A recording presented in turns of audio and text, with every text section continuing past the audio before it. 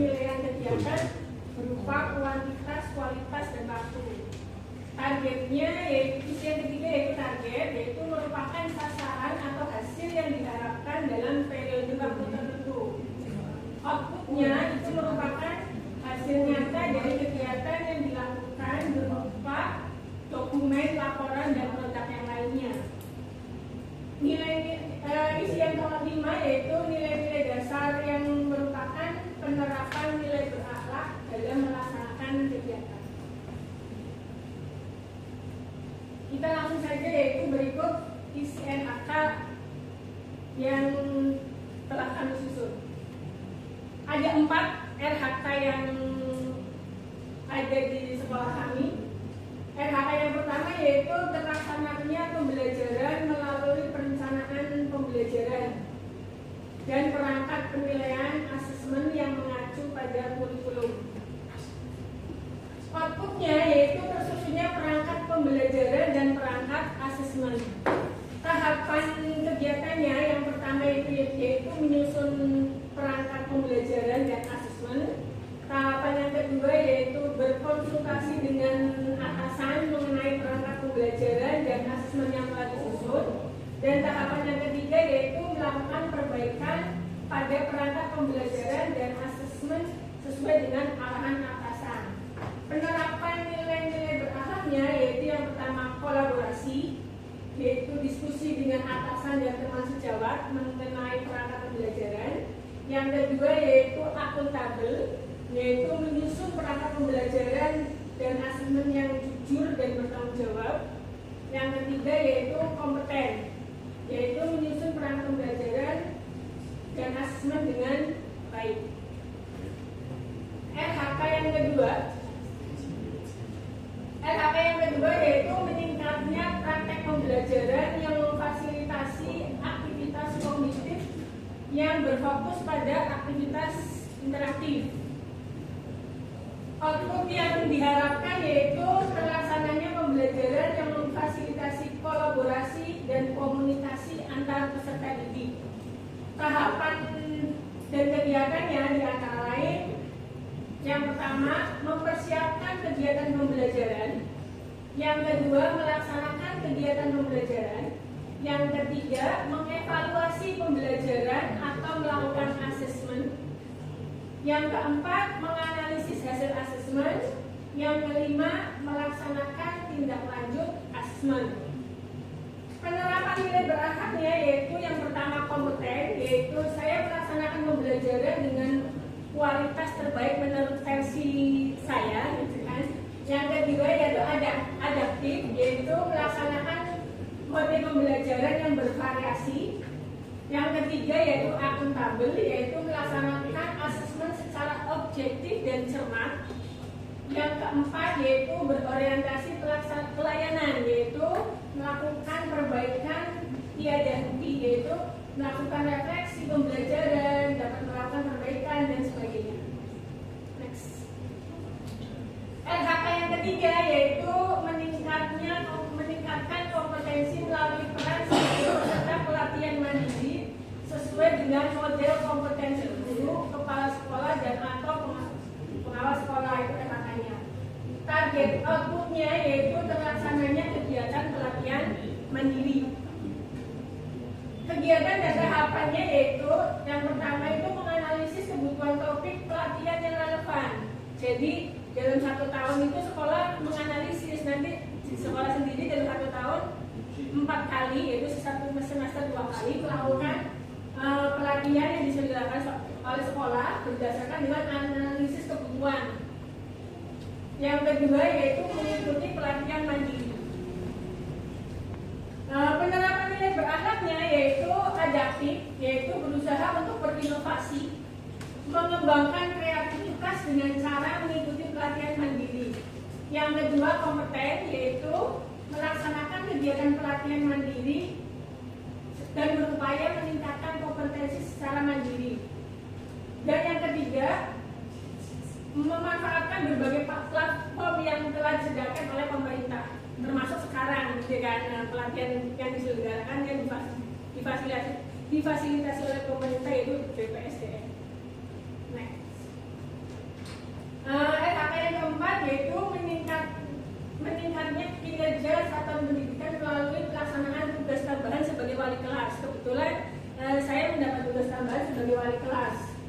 targetnya yaitu terlaksananya tugas tambahan sebagai wali kelas sesuai dengan program kerja wali kelas yang telah disusun.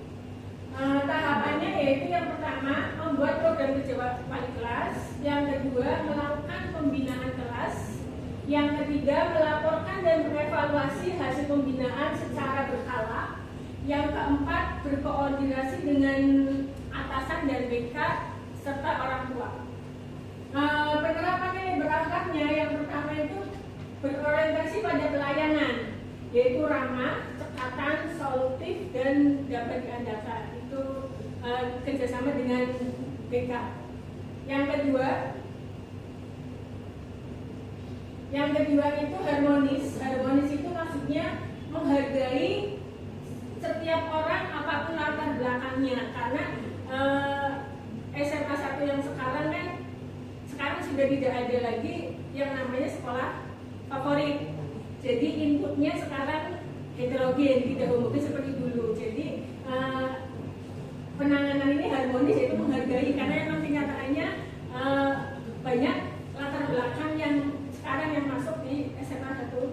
Yang ketiga yaitu loyal, yaitu menjaga nama baik instansi untuk pembinaan dengan siswa dalam program kerja wali kelas. Itu pemaparan laporan RHK dalam 1 tahun yang ada di sekolah kami. Silakan kalau ada pertanyaan.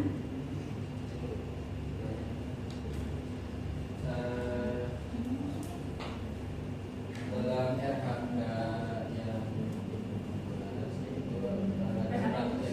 yang kedua itu adalah pembelajaran penerapan nilai-nilai beragam aktif menggunakan pembelajaran yang bervariasi. Itu aplikasi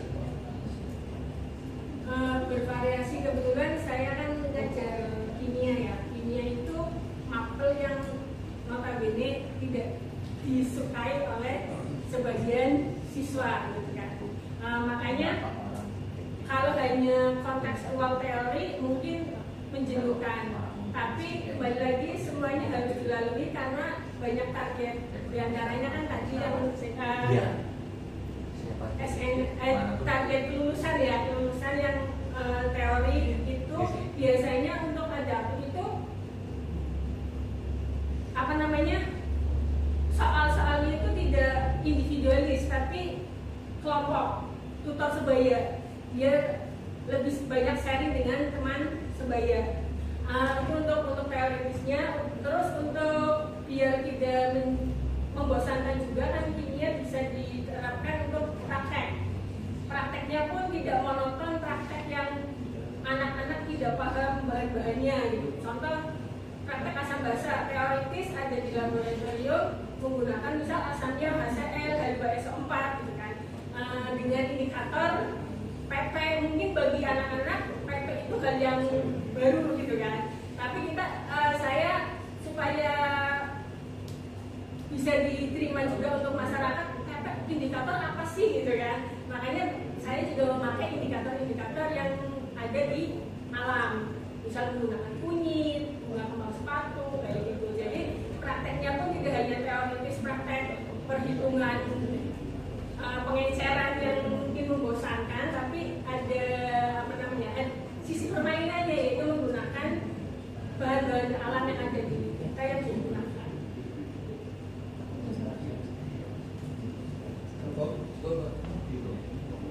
Ada lagi?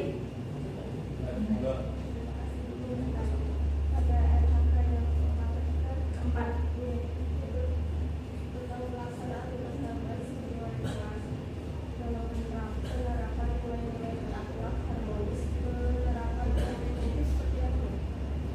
Yang harmonis, tadi kan yang harmonis itu kan berarti menghargai setiap orang apapun latar belakangnya. Tadi yang sudah saya sampaikan kan, sekarang inputnya dari SMA 1 kan heterogen gitu kan. Makanya dengan maksudnya ada anak yang dengan latar belakang, mohon maaf, inklusi berarti harusnya, tapi kan sistem penerimaan siswa baru kita kan tidak, orang tua tidak jujur dalam menuliskan bahwa anaknya harusnya inklusi, tapi namanya perlu apa namanya inklusi lah, perlu pendampingan khusus ya. Kita tetap membedakan dia, targetnya tidak disamakan dengan yang memang masuk dengan jalur prestasi gitu. Tapi tetap memperlakukan mereka dengan sama, walaupun dalam penilaiannya targetnya tidak kita samakan.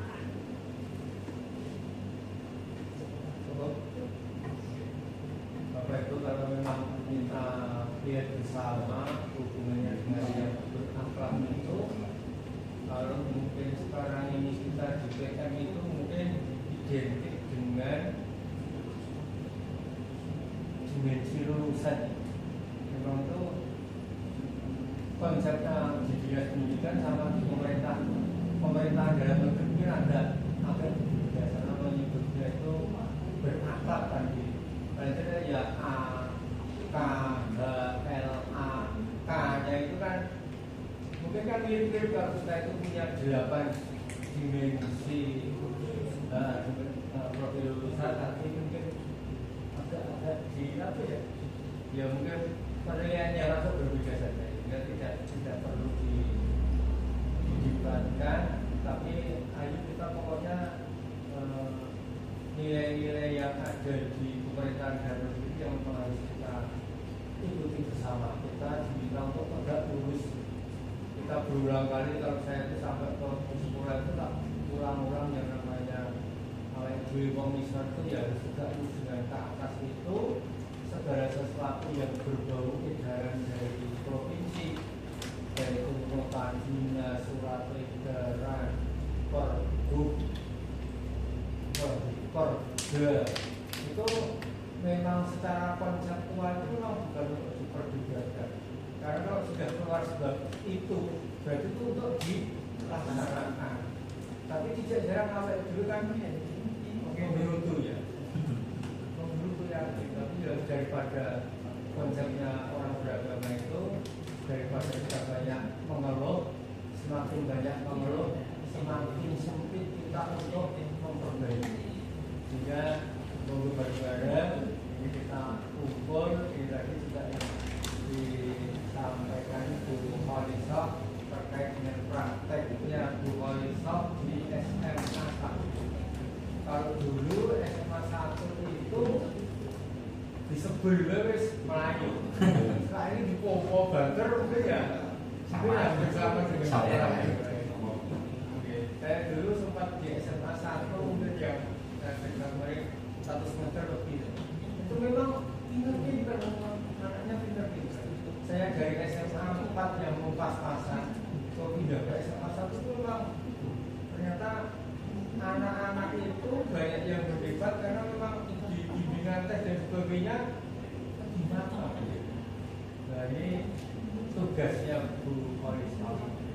Ini sekarang memang semakin sehingga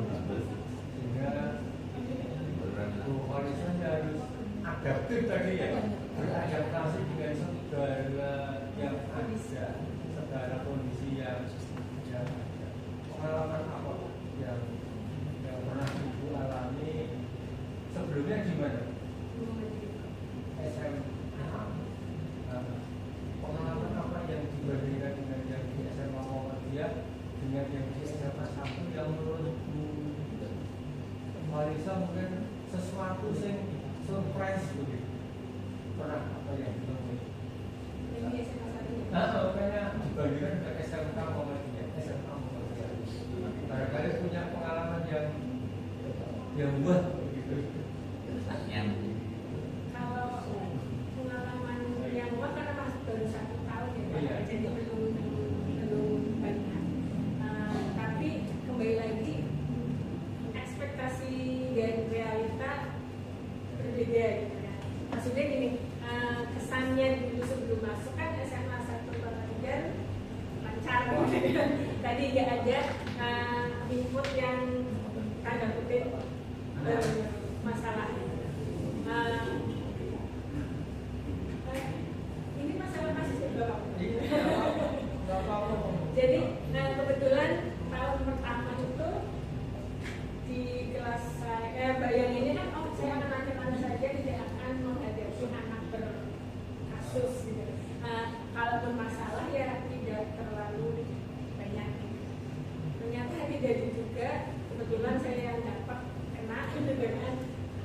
misalnya berhubungan dengan kepolisian karena tawurannya tidak masalah gitu kan, tapi yang dipermasalahkan sama kepolisian adalah kasus pencuriannya.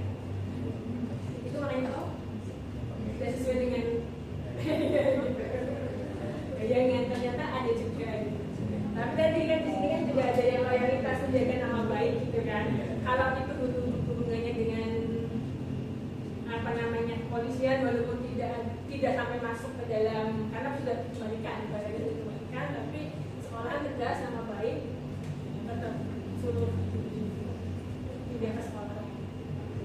Itu kan ternyata ada juga. Juga kan di swasta banyak kasus tapi belum pernah menghadapi berhubungan dengan kepolisian.